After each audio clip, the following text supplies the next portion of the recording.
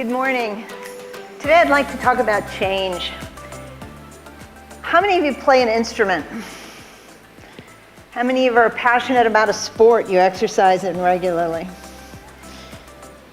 If you've been doing this for a long time, you've probably experienced somebody saying to you, if you want to get better, if you want to go to the next step, you've got to change the way you're doing things.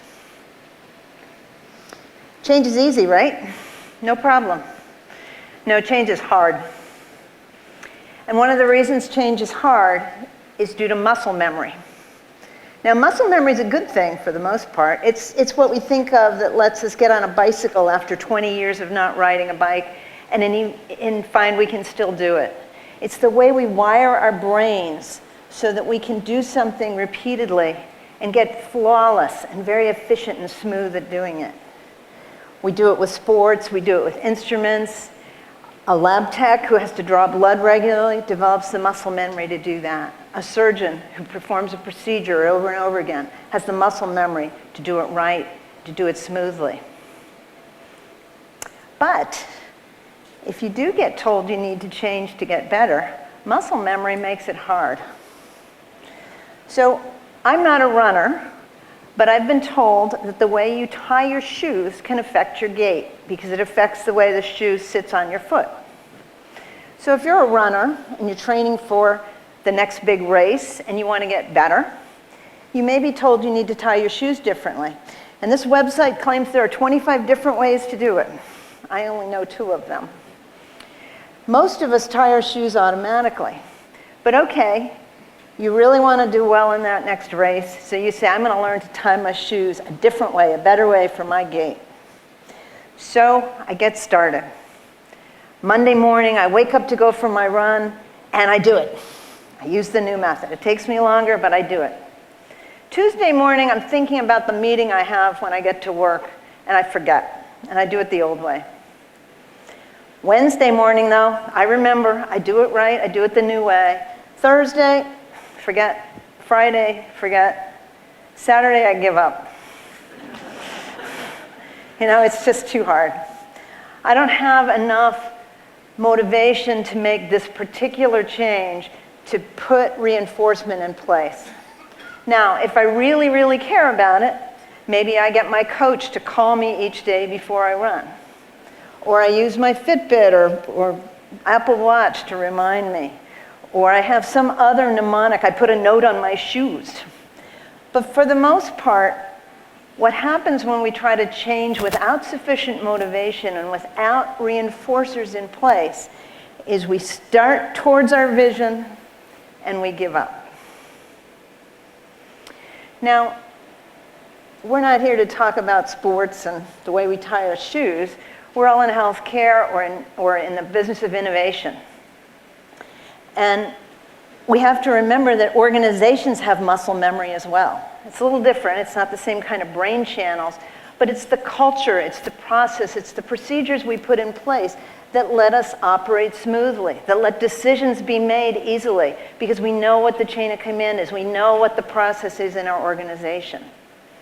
And just as physical muscle memory can hold us back, when we need to make business changes, our organizational muscle memory can hold us back. And that's a problem in our business because we're presented with all kinds of challenges. One of the big ones I have heard numerous times while I've been here is staffing shortages, clinician burnout, growth in non-communicable diseases. We have all kinds of things that are facing us, and we have all kinds of new opportunities. All kinds of things we can take advantage of, but they require that we do things differently. They require that we change. So, how do we move forward with change? Well, I'm not an expert in change management. My colleague Nana is. She can tell you more about it. But most organizational change models include at least 4 components. One of them is that you have to have the vision. You have to have a compelling event that makes you say, this is worth doing. Maybe it wasn't worthwhile for me to change my shoelaces, but going forward and being able to address staffing shortages, that's vital to my organization's success. So I'm going to put the effort into it. Secondly, we have to understand the values and the needs of the people involved. After all, they're the ones who have to make it happen. Thirdly, we need to get the quick wins with the willing. We're not necessarily going to do everything all at once, but we have to demonstrate success and move on to get more people excited and ready to go forward. And the last point, which of course you'd expect to hear from me as an InterSystems representative, is we need to leverage technology. We need reinforcers to help power the change and move it forward and build it into our new ongoing muscle memory. So how does that work? Well, here are 3 examples. One comes from Kuwait. In Daman, there was a new organization, one of the largest public-private partnerships they'd ever had. It includes 15 new clinics and 3 new hospitals. They were building out new facilities, and they were serving 2 million patients. Part of what they wanted to do was put in place an entirely digital journey. They wanted all their processes to be based around their EMR, and they wanted patients to have the tools for self-service, self-management. And they chose TrackCare as their partner to do that. In 2021, they opened their first clinics, and they rolled out personal community to the patients in those clinics. And then to celebrate that win and give them the impetus to move forward, they brought in HIMSS to do their MRAM survey, and they passed the OMRAM certification at level 6. Now, OMRAM is the outpatient version of the HIMSS maturity model. It's since gotten a new name, but that was the name at the time. With that impetus to help them move forward with that success to celebrate, they then are moving forward with implementing a continuity of care across the whole organization, across the hospitals with TrackCare implemented. Second story is in the UK. The West Midlands is the middle swath of the country in England. And their reason for change was a tragedy. A mental health patient did what we call in the US, they fell through the cracks. There were communication misfires, the handoffs didn't happen right, the patient was off their meds, and they committed a murder. And it made the news because it was a failure of the health system to address the needs of this individual that led to the death of another individual. And that created the compelling reason to build a new vision. And 4 mental health trusts, those are the hospitals that care for mental health patients, came together into a new collaborative model they called MERIT. And it involved new procedures for communication and new information sharing and new training. But they realized that to do that, they needed to reinforce the new procedures, the new communication plans with information. And so they put in place a longitudinal care record for all the mental health patients within those 4 trusts. And they had in that record what the diagnoses were, who the patients were, who the care team was, what the care plan was. And what that meant was that if I had a mental illness and I went to the emergency department that was outside my normal city, my normal region, they could look me up in that system. They could immediately connect up with my care team and make sure I got back into the right care program to further my own health and that of the community. With the success of the MERIT longitudinal mental health care record, where they were sharing data, they inspired a vision across the community for a full longitudinal care record. And they now have 400 providers. Those include GPs, those include hospitals, mental health trusts, ambulance services, social care services.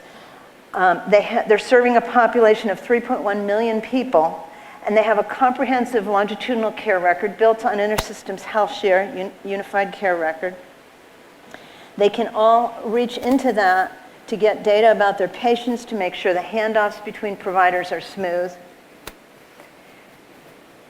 And they're now looking at how they use that for the treatment of chronic conditions and how they make sure that they can put care plans in place from social providers and medical providers to all be operating on a common care plan with the patient as one of the members of the care team.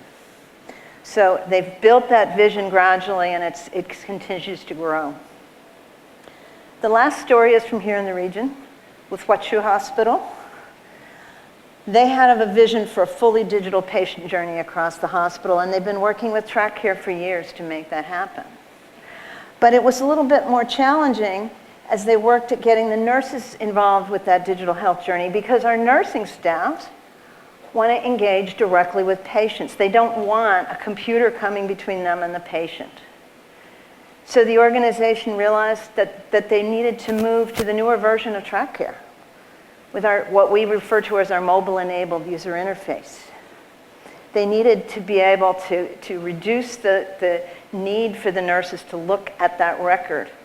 And so by putting that record now on an iPad, the nurses can look across that, they can see their patients, and they found that the engagement went up, and that inspired a desire to put in place a nursing informatics task force to look at the next things they can do to improve care, to reduce staffing, to reduce burnout. So those are 3 examples where technology has been a reinforcer of change. But I'm going to be honest, it doesn't always work. Sometimes technology doesn't effectively support transformation. Sometimes it doesn't because we recognize the need for a strategic technology investment, but then we delegate it to IT and we just say, go make it work. Sometimes we need to build something entirely new to make it work. And sometimes the paradigm of the software and the paradigm of the user don't match.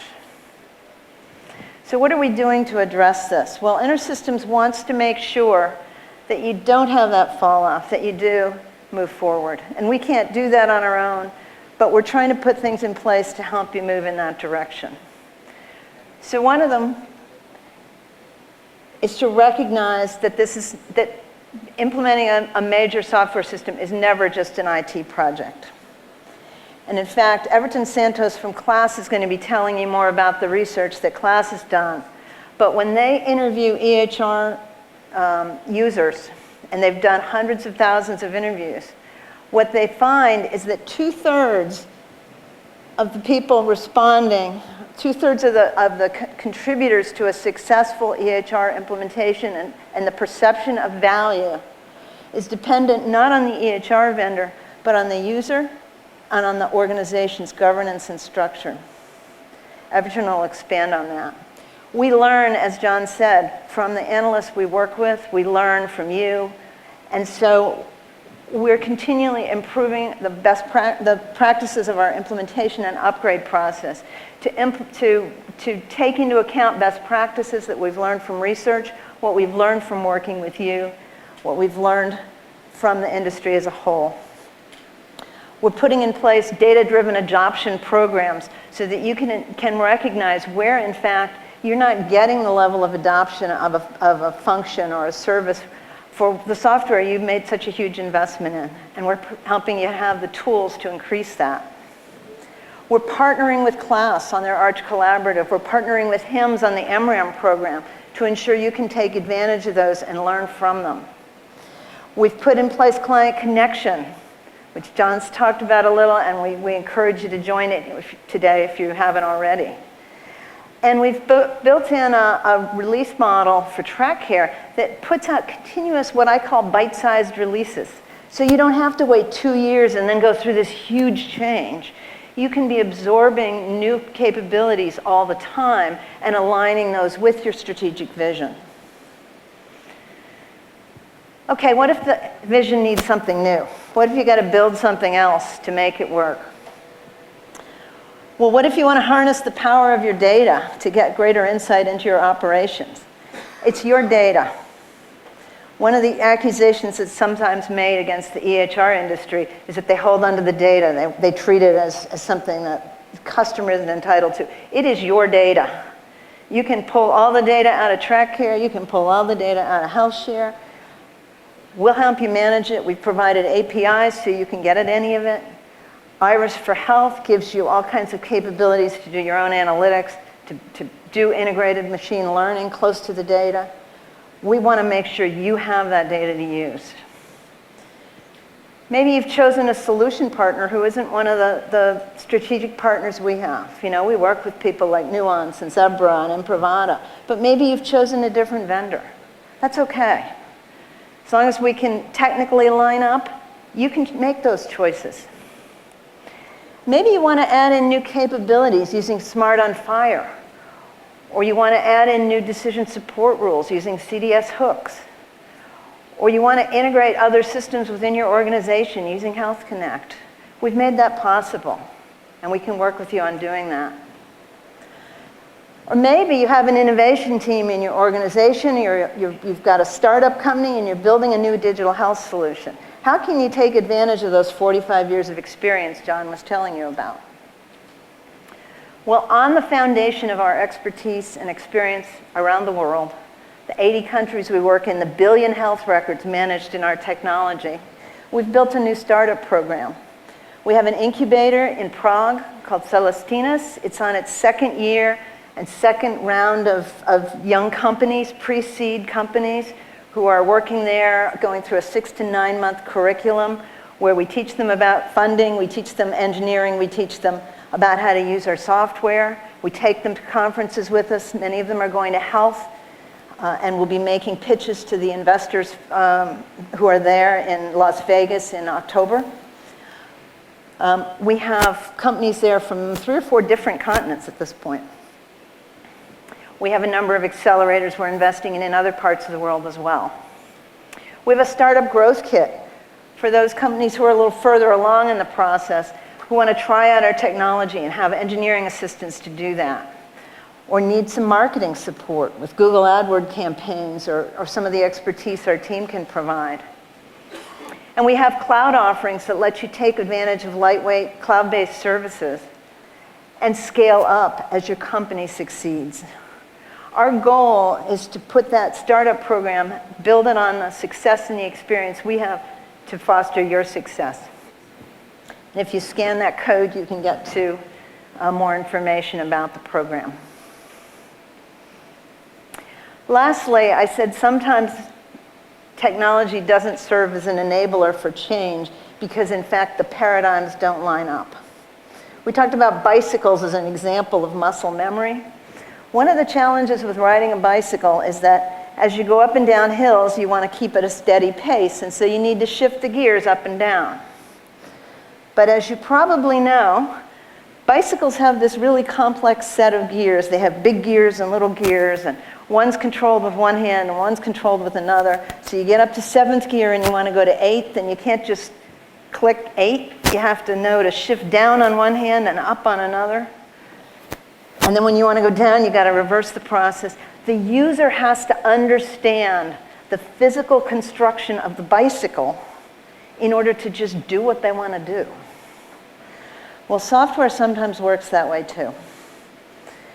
We have a lot of brilliant engineering minds at InterSystems, and you have a lot of brilliant engineering minds of your own. And the people who build software tend to be really excited about data. And I'm actually a data geek as well, so I like data. But we tend to think about more data, it's better. We want performance and we want scalability. I'm a nurse or a doctor and I've got a patient in front of me. I don't want to think about operating software. I want to think about my patient, and I just want to see the information that matters to me. We get that.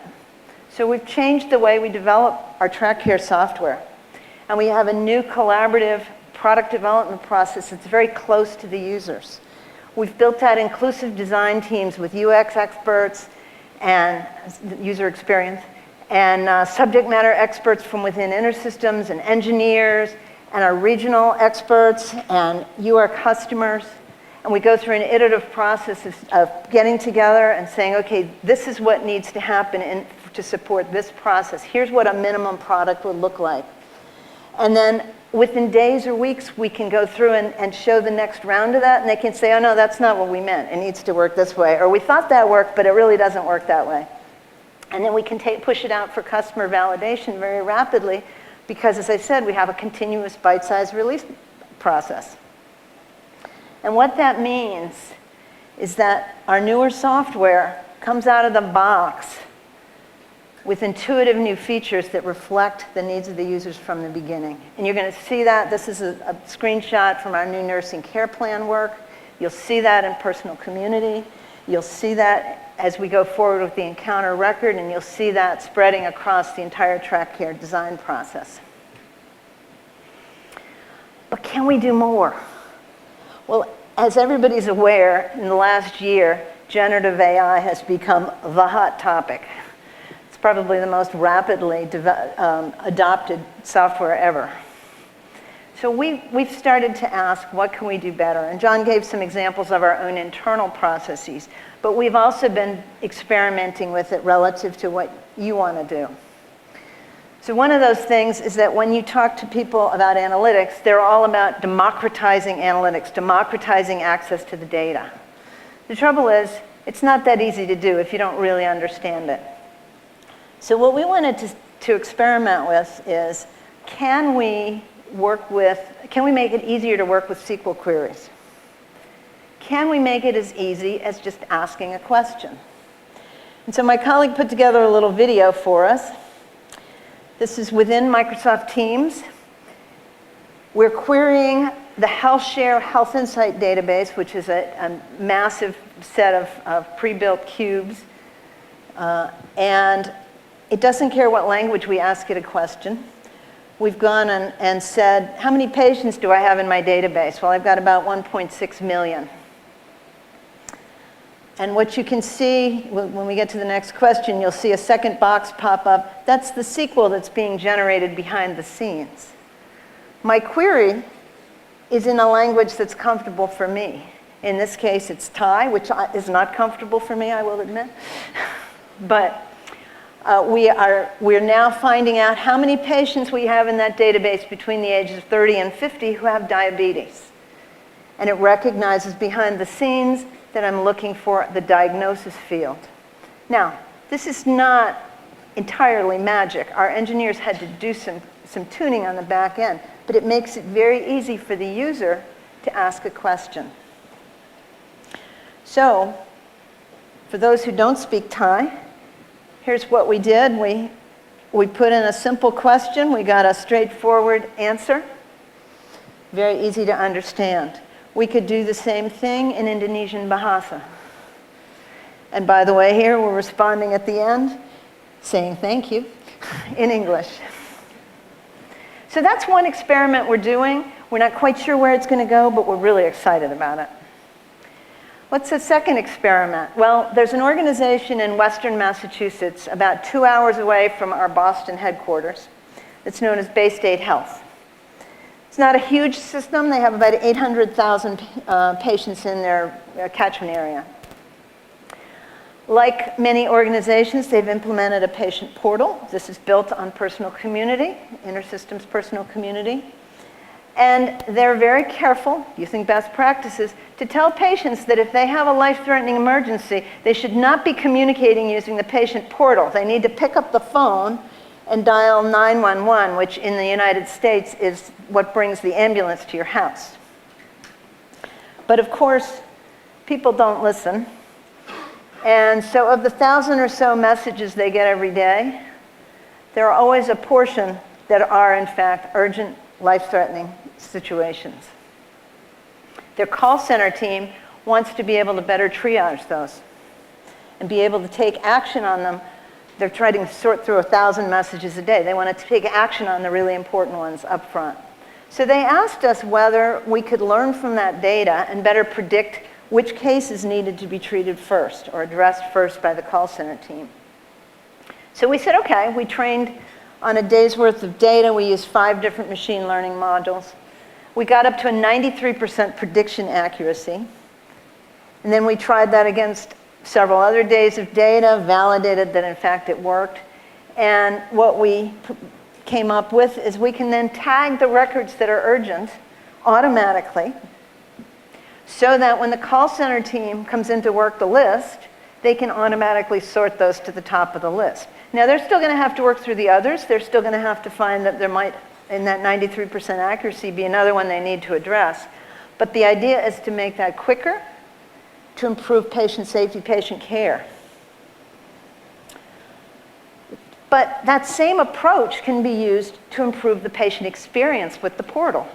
So that portal has a very easy to use appointment scheduling function. But a lot of people just think in terms of, well, you need to call me in and we need to do this by phone. So they'll put in a request and they'll say, please call me, I want to make an appointment. So we took the same approach and said, well, we can learn from those. And in the midst of the app, we can say, hey, you seem to be asking about scheduling an appointment. Did you know you can do it here? Would you like me to point you to that piece of the application? It's not forcing them through it. It's not saying they can't get a phone call, but it's giving them the opportunity to address their need right then and there, building customer loyalty, improving the customer experience. But we wanted to go one better. So we said, what if we used a private instance of ChatGPT and we asked it to summarize these cases to make it easier for our short staff team to be able to work through these lists. Now, as I said, people don't always listen. ChatGPT can also not always listen. We asked for a 2-word summary, and request for therapist recommendation is not 2 words. But we got pretty close. Then we said, well, could we use ChatGPT to, in fact, draft a response back to the patient? Now, we're not taking the clinician or the clinical team out of this, but what if we drafted that response for them? So what if the patient asks about their upcoming trip, the software produces a suggested response, the team can review it, edit it, make sure it's appropriate, and send it on, saving staffing time. But it also potentially, and this is still experimental, it also potentially increases customer loyalty, and here's why. After ChatGPT was released last November, December, there was a fairly rapid study done where they took a set of messages, patient questions from a message board that had been answered by verified doctors. They then asked the chatbot to answer those same queries. And then they had a panel of experts review the answers from both the doctors and the chatbot. You can see that the physician responses were okay. They were technically good, but they were not generally judged very empathetic. So the empathy score here was quite low. Here are the chatbot responses. The chatbot was really empathetic. And in fact, the panel preferred the chatbot responses about 78.6% of the time. Now, doctors aren't going away anytime soon. After all, we all know that chatbots can also hallucinate. We want these results to be reviewed. But when we're dealing with staffing shortages, when we're dealing with busy, busy people who don't have time always to project the empathy that they really feel, or maybe they don't, is this a way we can short-circuit that process? We can speed it up for the clinicians. We can give a better experience to our patients. We're really excited about the possibility. Again, this is experimental. They're working with it. Last piece of experimentation I want to tell you about is that we've been thinking about the whole user experience. And as you know, we've made huge investments in our latest interface. It's had tremendous benefit for those who've adopted it, and I encourage all of you to do so if you have not yet and you're on track here. But think about the most popular search engine in the world. What's the user interface? It's a single box for free-form entry. What's the user interface for ChatGPT? It's a single box. So Dimitri Fain, who leads our track care business, and his team have been saying, what if? What if, Dimitri? Can you come answer that question? Sure. Thanks, Kathleen. Am I on? Good. So I'm sorry to say you get to hear from me twice this morning. Right now is quite brief, and I'll be back a bit later with some more. So I'm going to be showing you two things. So the first thing is real product available today. So the Track Care Assistant was released in T2023.5. If you're able to patch one of your environments to that release, you can have it. It's one configuration setting to turn it on. The second thing I'm showing you is a little bit more futuristic thinking. So this started out with a challenge to our teams. What can we do to radically improve the user experience for the 80% of work you do? So we're really focusing on the 80-20 rule here. We want to try and make it better for the repetitive exercises, the things that you do every day. We recognize that there's 20% of the work that's highly complex, and this probably won't apply to that. So what you're seeing here is our priority workbench. It's a standard homepage for clinicians. You've got a calendar view. If I had any appointments today in this environment, you'd see them there. And I've got lists of patients down the left side. So you'll see I can go to my current patients here, and I see a list of patients. So the scenario here is I've been asked to consult on a patient who's not in any of these lists. So there's a patient called John Citizen, and I'd like to look at his lab results. So currently what I would do is I would go to episode inquiry, I would fill out some of the data, I would search, find the right patient, I'd find the right episode, I'd go to the EPR chart, and I'd go to the lab. With the Track Care Assistant, we've tried to make this much more intuitive and much faster. So what I'm going to do is type in the box 3 or 4 characters of the patient's name and the word lab. So I've typed city lab. Now 2 things have happened here right away. The system has searched the cohort of current inpatients for a patient that contains that name, and we found John Citizen because there happens to only be one current inpatient in the system with CITI in his name. The other thing it's done is it's indexed every EPR chart, every encounter record action, and every menu, and it's looked for the 3 characters lab. So this is language agnostic. It's found only 4 results. So with a single click, I've gone straight to his labs. Now that I'm in this area, like the rest of Track Care, I'm now in patient context. Everything else I ask for in the Track Care Assistant is now in the context of this patient until I switch to a new patient. So let's see who's got radiology. Again, I've typed, and you can voice, if you've got nuance or something, you can of course say radiology. But again, jumping straight to the radiology chart. Now, in the patient context, I haven't typed anything here. So you'll, oops, it's moved on. I think I'm going to do it again. We've gone to discharge meds. Same thing, I've just typed a couple of characters of discharge meds. Now you'll see in a moment, when I click here in this box, you'll see action menus, EPR, and encounter records. I haven't typed anything here. This is based on personalized, most commonly used menu items. So the system learns over time. This user has chosen to look for clinical summary more often than anything else, so it's risen to the surface. So as you use this is a very deep kind of self-learning personalization. It gets better and better. What you can also do is you can call encounter record actions from anywhere. So I have an action to add a stroke protocol.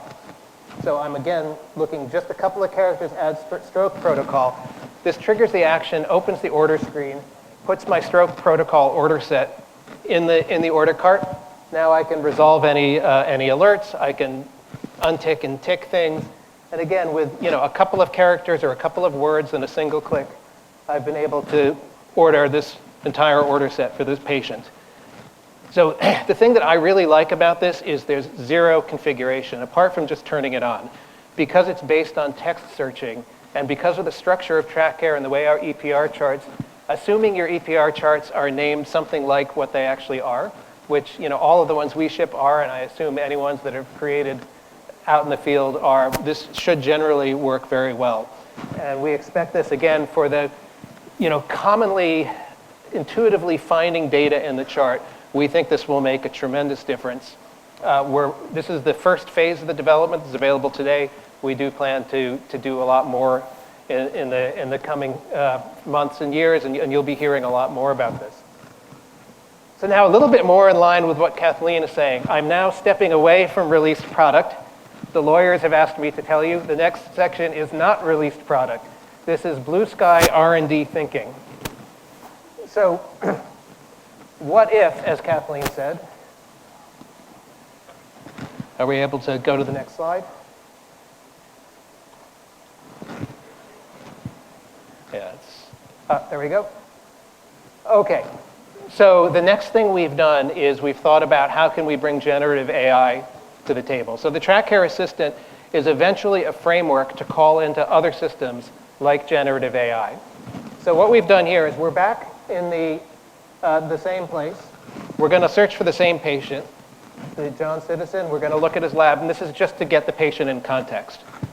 So you'll notice this funny little icon to the right of the Track Care Assistant. This is a proof of concept. The UI will look different when we release it, but this opens up this AI chat. Now, behind the scenes, we've produced a text summary of this patient's record. We've sent it to the Azure AI private API running ChatGPT-4, and we've pre-prompted it. We've said to the AI, I'm about to ask you some questions about this patient. Please answer them based on the information that I've sent you. So, there's this whole concept of pre-prompting in generative AI. So down here at the bottom, you can some of you may not be able to see it. It says, ask your question here. There's a couple of pre-packaged questions that we think might be common. So I'm typing in here, what meds is the patient taking? So that's now gone back to the API, and the API has come back with a list of medication for the patients. What are the allergies? Let's see how it does with this. Wait till you see the last thing. You're really going to like that. So it's come back with the allergies, again, based on the information that we've pre-populated. I think the next question I ask is, what's the most recent diagnosis in the record? And again, this is just natural language. I can even misspell this. I can use shortcuts. Most recent diagnosis for this patient is hypertension, which was recorded on July 26, 2023 at about 10 a.m. So the last thing I'm going to do is click this pre-prompt that says summarize the patient in SOAP format. So one thing generative AI is very good at is building narratives based on input. So this is GPT-4, very, very good at SOAP format documentation, subjective, objective assessment, and plan. Again, based on the information that we've sent it on this patient. There's that copy to note button, which then opens up your assessment note, moves the text into the assessment note. Now it's in draft. And as a user, you can correct this, you can reformat it, you can fix any errors, and you click update, and off it goes into your record. So this is something that we're extremely excited about. We're in very early days. We're working with some customers to get more real-world experience. There's obviously significant regulatory and legal challenges in bringing this to the market. There's data governance. We're not actually sending any PHI. We've removed the name and the date of birth. We're just putting gender and age and the patient. We've done quite a bit of work on the text formatting. We're very excited about this. We'll see where it goes. Maybe next year when we come back, we'll have something a little bit more specific to show you. But just in terms of reflecting on what Kathleen's talking about what is the future user experience, this is something we're very excited about. I do have access to an environment with this configured, so we can have a look later maybe at one of the stands back and look in a bit more detail. And I'll pass back to Kathleen now.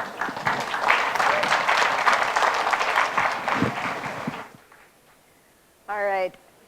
There's nothing that can top that. So I'll just say we're really excited about the opportunities to bring the user and the engineering paradigm together to really change the experience of health information technology as we go forward. Just a couple of takeaways from my talk this morning. Successful change always requires continuous effort because we've got to overcome individual and organizational muscle memory. I believe that with the right leadership and vision, with the right technology, you can make long-term positive change. And together we want to work with you to invest in a whole new way to care. Thank you.